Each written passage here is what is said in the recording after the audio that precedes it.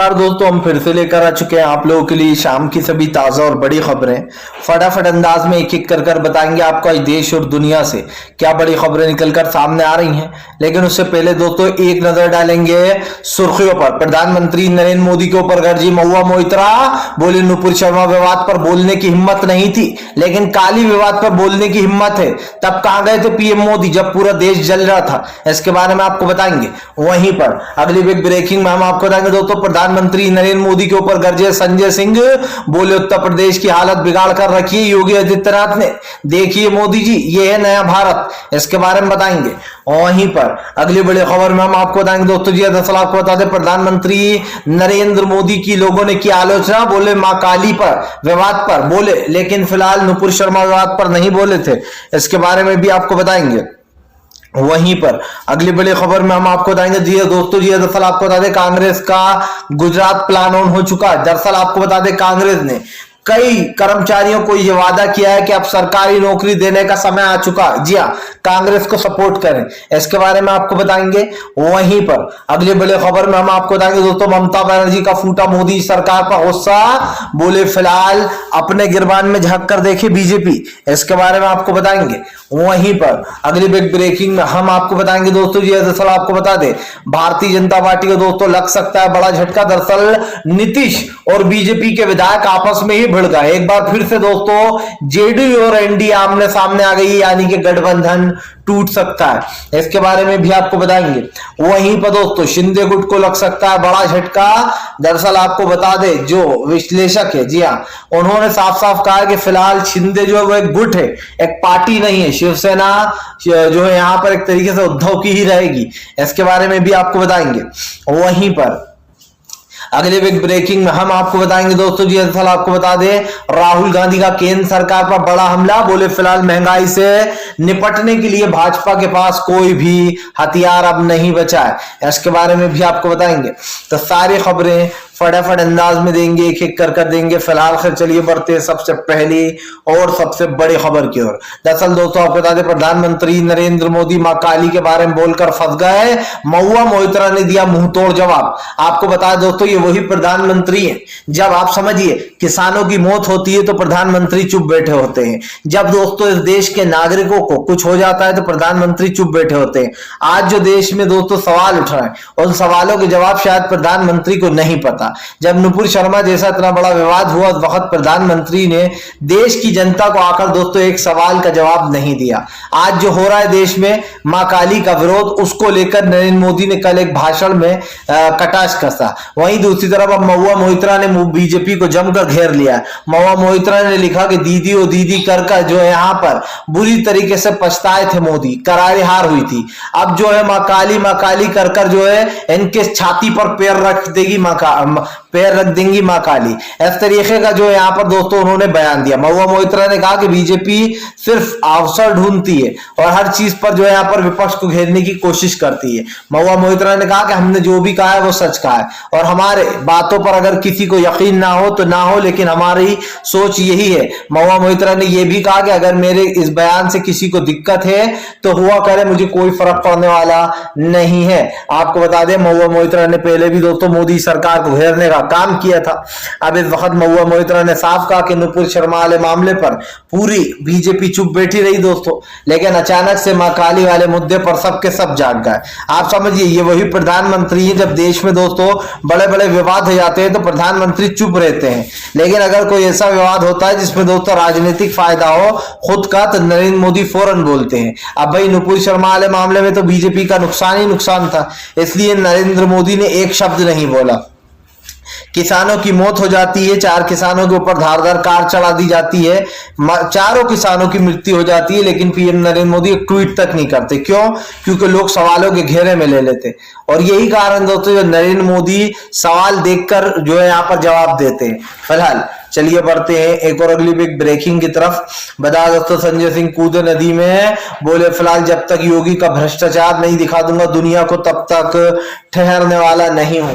दरअसल आपको बता दोस्तों मां गंगा नदी में जो है जमकर कचरा चोई, ये सब कुछ फंसा हुआ। जिसके बाद संजय सिंह नदी में कूद गए और सफाई करना शुरू कर दी। संजय सिंह ने चोई वगैरह हटाना शुरू किया।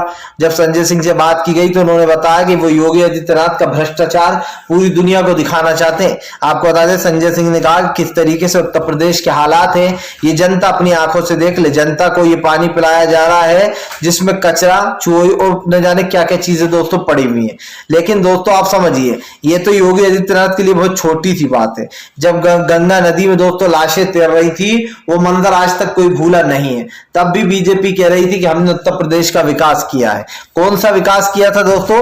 जहां पर लाशें तैर रही थी नदी के अंदर, नालों के अंदर, और उसके बाद भी योगी आदित्यनाथ ये कहते रहे कि उत्तर प्रदेश के हालात काफी अच्छे हैं।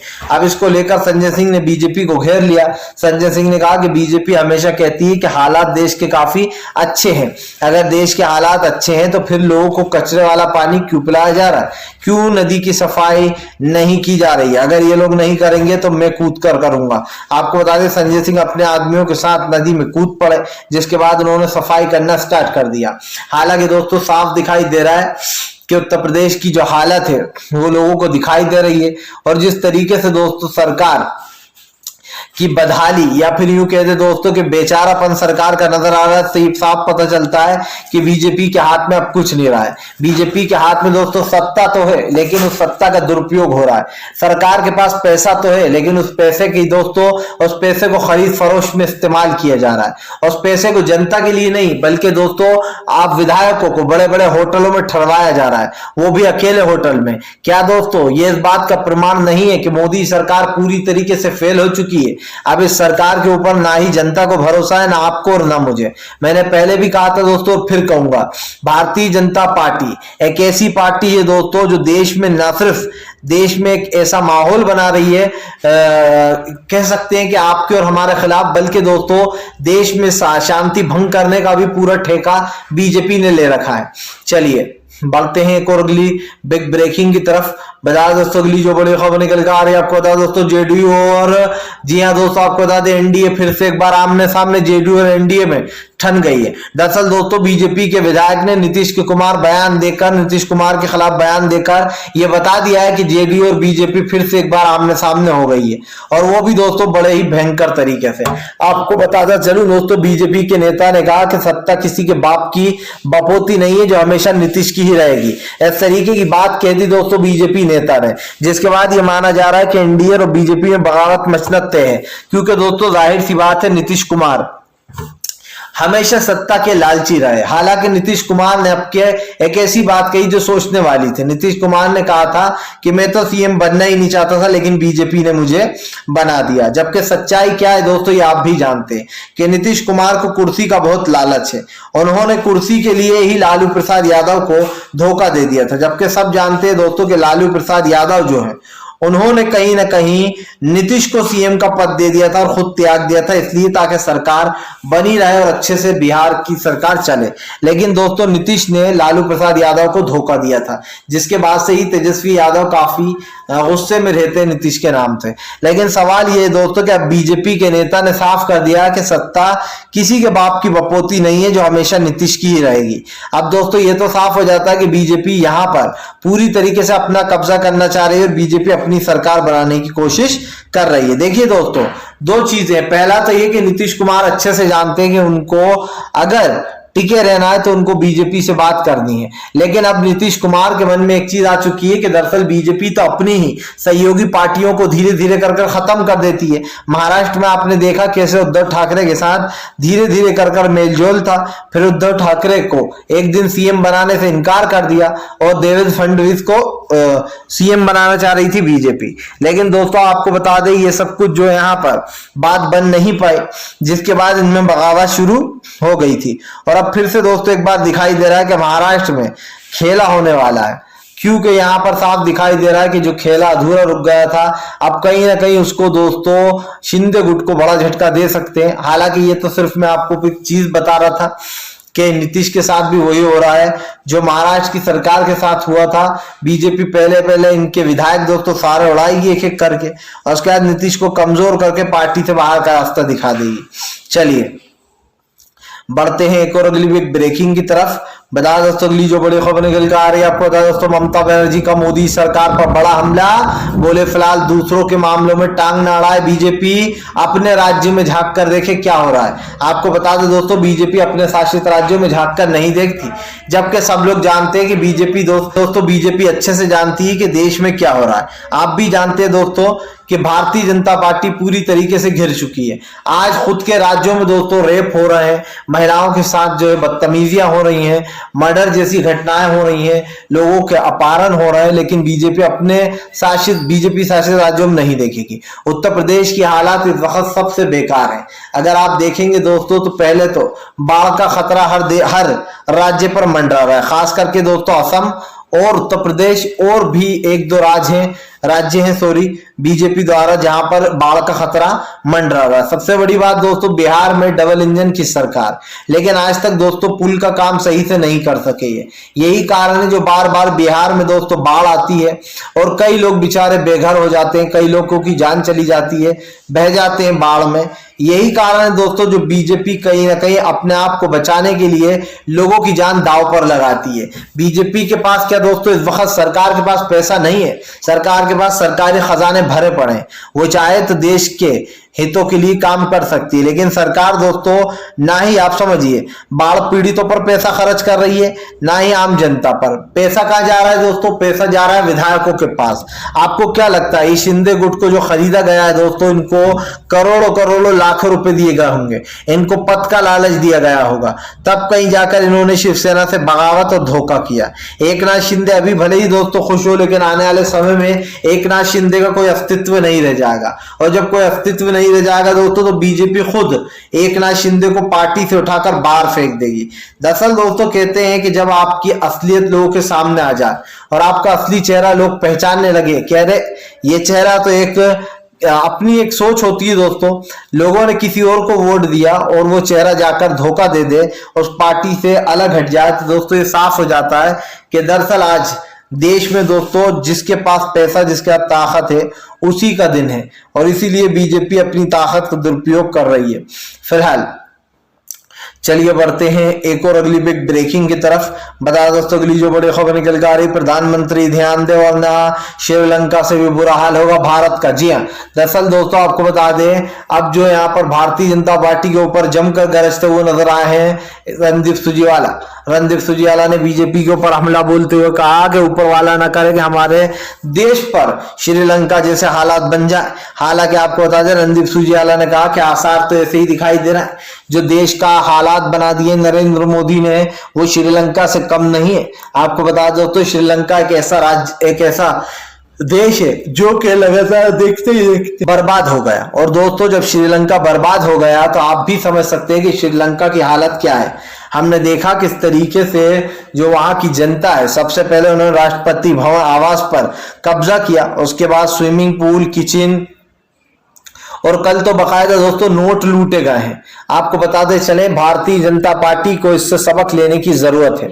आज भले ही देश की जनता चुप बैठी है, लेकिन यह जरूरी नहीं कि वो कल भी चुप बैठी रहेगी। जिस दिन दोस्तों देश की जनता सड़कों पर उतर गई, उस दिन मोदी सरकार की विदाई तय है। ये मैं इसलिए कह रहा हूं दोस्तों क्योंकि भारतीय जनता पार्टी अच्छे से जानती है कि उसके पास वोट सिर्फ हिंदुत्व के बल पर आ रहा है, सिर्फ नफरत के बल पर आ रहा है। वरना दोस्तों अगर काम देखा जाए तो बीजेपी ने कुछ नहीं किया इन 10 सालों में, और यही कारण दोस्तों जो बीजेपी हार हो सकती है बीजेपी की, वो भी करारी। ये मैं इसलिए कह रहा हूं दोस्तों क्योंकि इस वक्त ज्यादातर लोगों के मुद्दे गरीबी और खास कर बेरोजगारी है। लेकिन आप देखिए जब से बीजेपी की सरकार आई है तब से लोगों ने इस मुद्दे पर बात करना बंद कर दिया है। मीडिया तो इस मुद्दे पर बात ही नहीं करती है। अब यहाँ पर 2 सवाल ये हैं दोस्तों। पहला तो ये कि कुछ अंधभक्त ऐसे हैं जिनको लगता है कि मोदी सरकार बहुत अच्छा काम कर रहे हैं। देश में रोजगार नहीं है, देश में महंगाई बढ़ती चली जा रही है, फिर भी लोग कहते हैं अगर मोदी ना होते तो ये सब कुछ भी ना होता। लेकिन कुछ लोग नहीं दोस्तों, कुछ लोग की बात कर रहा था जो मोदी सरकार के पक्षकार है, लेकिन ज्यादातर तबका जो है दोस्तों मोदी सरकार के खिलाफ है। अगर मैं बात करूं तो एक तरफ 40% को ले लिया जाए, एक तरफ 60 को, तो दोस्तों 60% लोग मोदी सरकार के खिलाफ है। और दोस्तों ऐसे वैसे नहीं, पढ़े लिखे लोग तक मोदी सरकार के खिलाफ है, क्योंकि आज जिस तरीके से सरकारी पेंशनों पर रोक लग गई है, आप समझिए देश में लगातार गरीबी बढ़ रही है, खास कर जो हमारे देश की रक्षा करते हैं उन लोगों को ही अब जो है यहाँ पर पेंशन नहीं मिला करेगी। ये भी सबसे बड़ा सवाल है। अग्निपथ योजना लाई जाती है युवाओं के लिए। सिर्फ आप समझिए 4 साल में युवा क्या करेगा, क्या नौकरी करेगा, क्या देश की रक्षा करेगा और कैसे दोस्तों देश के हितों के लिए खड़ा रहेगा। बाद में बाहर निकलकर वो किस तरीके के क्राइम करेगा ये किसी को पता नहीं है। दरअसल दोस्तों मोदी सरकार के पास इंटर प्लान तो होता है, लेकिन दोस्तों एग्जिट प्लान नहीं होता है। और जिसके पास दोस्तों एग्जिट प्लान नहीं होता है वो पूरी तरीके से फेल हो जाता है। अब दोस्तों मेरा मतलब सीधा अगर हिंदी में कहूं आपसे तो मोदी सरकार के पास अंदर घुसने का प्लान तो है कि इस गुफा में घुसना है, लेकिन बाहर निकलने का प्लान नहीं है कि कैसे बाहर आएंगे। तो ये तो वही बात हो गई दोस्तों कि अपनी जान जेब में डाल रखी है और ये समझ में नहीं आ रहा कि अब हम अंदर तो आ गए लेकिन बाहर जाने का रास्ता किधर है। और यही कारण है कि मोदी सरकार के ऊपर सवाल उठते हैं। ये सरकार सिर्फ दोस्तों आप समझिए पूंजीपतियों की सरकार है। अडानी और अंबानी इन दो लोगों के लिए जीती है मोदी सरकार।